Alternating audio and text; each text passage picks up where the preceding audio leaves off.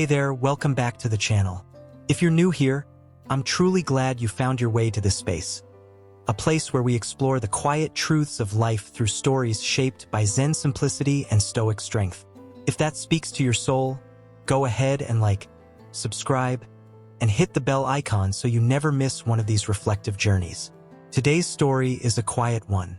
No big twists, no dramatic cliffhangers.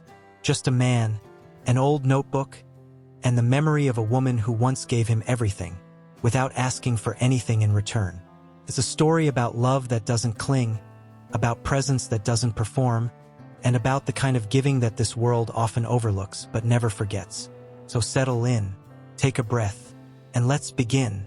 There's a quiet ache in Roger's apartment tonight, the kind that doesn't come from noise or chaos, but from the space someone used to fill. He flips open the notebook in his lap.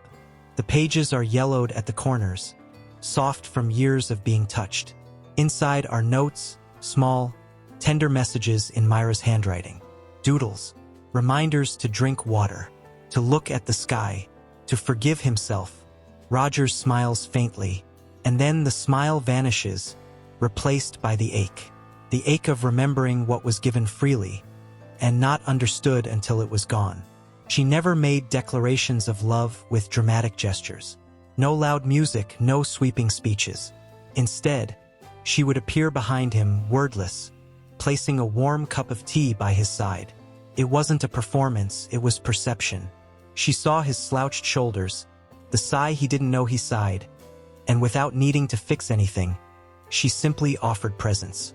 There were notes too, folded into his coat pocket, scribbled on a post-it stuck to the bathroom mirror. Breathe. Be gentle with yourself. This too will pass. Rogers remembers chuckling at them, even mocking them lightly at the time. But now, in their absence, he understands. They were not sticky notes. They were love letters in disguise. And he, distracted and preoccupied, had missed the truth of their weight. She gave him time, and not the leftover kind. She gave him time when he was most difficult to be around, when he shut down, when he lashed out. She listened, not to reply but to allow space. He now sees that was a rare kind of time. The kind no one owes, yet she gave willingly. She gave him laughter, her own, light as wind chimes, even when his moods cast long shadows. And she gave him silence too, not the punishing kind, but the safe kind, a silence in which his soul could rest. A silence in which nothing needed to be said, and still everything was understood. She looked at him that night with the soft calm of a person who knows they have loved well, even if not perfectly. "Do you know why I give you all this?" she asked, her voice as gentle as the candlelight. He shrugged, distracted by the glow of his phone. "I don't know. Because you're nice." She smiled, not sadly, but like someone who had already let go. "Because love is what I am," she said, "not what you earn." He didn't know what to say. He thought love was a trade. Give and get. Say and hear back. Do and be repaid. But she operated by different laws. Laws older than any romance novel. Laws whispered by Zen monks and carved into the heart of Stoic texts. Zen teaches us, pour tea and do not ask for thanks. Stoicism reminds us, give freely, but do not cling. To give without attachment, that is true generosity. To love without expecting a return, that is true peace. Mira was both a Zen master and a Stoic sage. Though she would have laughed at the idea, she never used those words. She just lived them. We often measure love by what we receive. But love, in its purest form, is what we offer without needing it to come back. That is the paradox.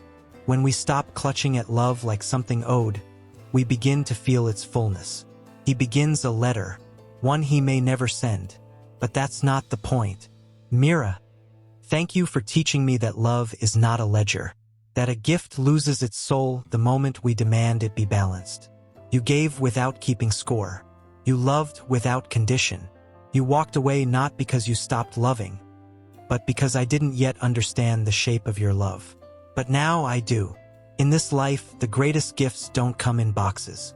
They come in moments, in patience when we deserve anger, in presence when we offer nothing, in love given freely without contract.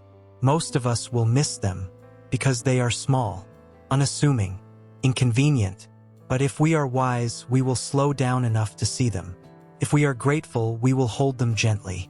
And if we are free, we will learn to give them too. Not because the world is fair, not because others will notice, but because, like Mira, love is what we are. Thank you for walking with us through this quiet story. If it stirred something in you, even softly, that's enough.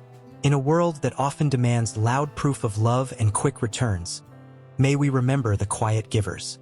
The ones who ask for nothing, yet give everything. The ones like Mira, and maybe the one we can choose to become.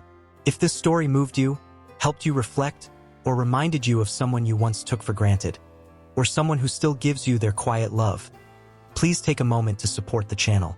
It means more than you know. Like the video if it resonated. Subscribe if you believe the world needs more of this kind of stillness. And share this story with someone who might need a gentle reminder that love, in its truest form, is not earned, it is lived. Until next time, stay present, stay grounded, and give freely not for reward, but because it's who you are.